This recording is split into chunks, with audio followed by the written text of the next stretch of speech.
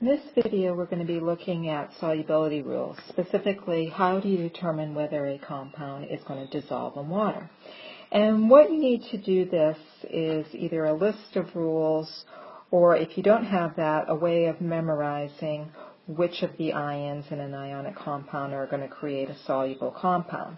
And so what I've done in order to help you to remember which ions create a soluble compound is to come up with a mnemonic device.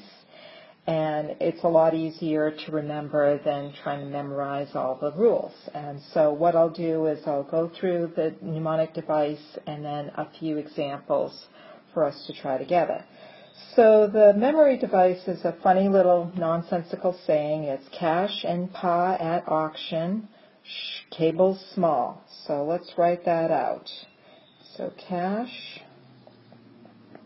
and pa at auction, and then it's SH, and then underneath that we're going to do cable small. So you're going to cash and pa at auction because the cable is too small. So as I said, it doesn't really make any sense, but we want to set it up and you'll see how this will really help you to remember what is soluble and what isn't.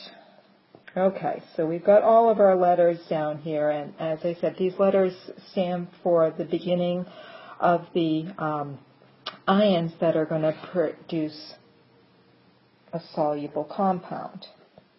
So the solubility rules are telling you which compounds are soluble. Okay, so let's take a look at what these letters actually stand for. The C is the chlorates. And the A, you can see there's actually 4 A's, so it doesn't matter what order you put them in. Acetate. And in another video, I'll go over how you can figure out the formulas for the polyatomic ions. S is sulfate, and H is halide.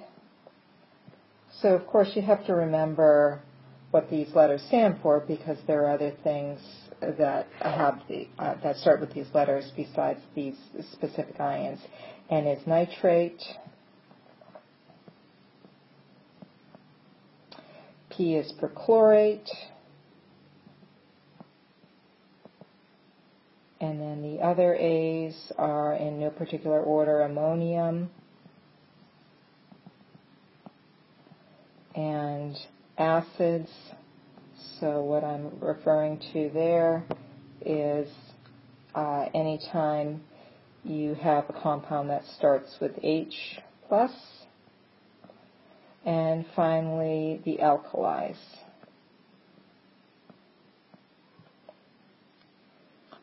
Okay, so let's look at a couple of examples here. Let's say, and I'll go over the remaining part of it in a few minutes.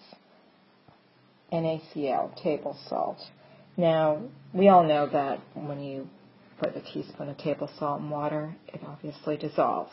So we really don't need to check this, but just to go through it with something that we know is in fact soluble, let's apply the rules. So we see sodium over here in group 1. Group 1 is the alkali metals. So since it contains an alkali metal, that means it's soluble. You could also check with the anion. The anion chloride is a halide, and halides are soluble. So on either account, it doesn't have to have both ions be part of the list, but it does have to have at least one in order for it to be soluble. Let's look at another example. Calcium oxide. Calcium oxide is also known as lime. If you take some lime and you put that in water, will it dissolve? Well, if you look at our list here, we do have a C, but the C, you have to remember, stands for chlorate, not for calcium. So calcium is not a soluble ion. Now, if oxide, coming from oxygen, is in the list, it would dissolve, but oxygen is not here either. So that means since neither of those ions are in the list, it is not going to be a soluble salt. Okay, let's look at a third example, potassium permanganate. starting with the polyatomic anion, permanganate, we can see we have a P, but that's for perchlorate. So permanganate is not on the list. Does that mean that this will not dissolve?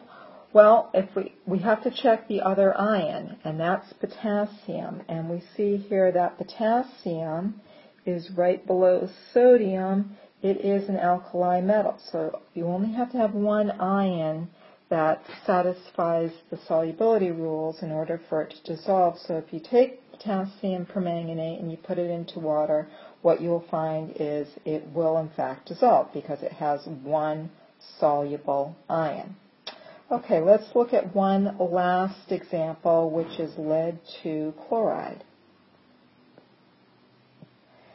Now, again, the halides here, they dissolve, and lead has the chlorides, so we would assume that it dissolves. But now we have to go to the second part of the solubility rules here, where we have the S repeated, so that second S again stands for sulfates, and the H repeated for the halides. Both of these have exceptions. Okay? And the exceptions are, for the sulfates, calcium, barium, lead, and strontium. For the halides, it's silver, mercury,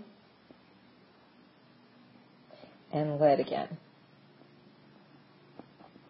So if you have a halide, you have to check and see if your cation is one of the exceptions. And in fact, the lead is one of the exceptions. So the exceptions will cause that not to dissolve. So we had 2 soluble salts and 2 insoluble salts.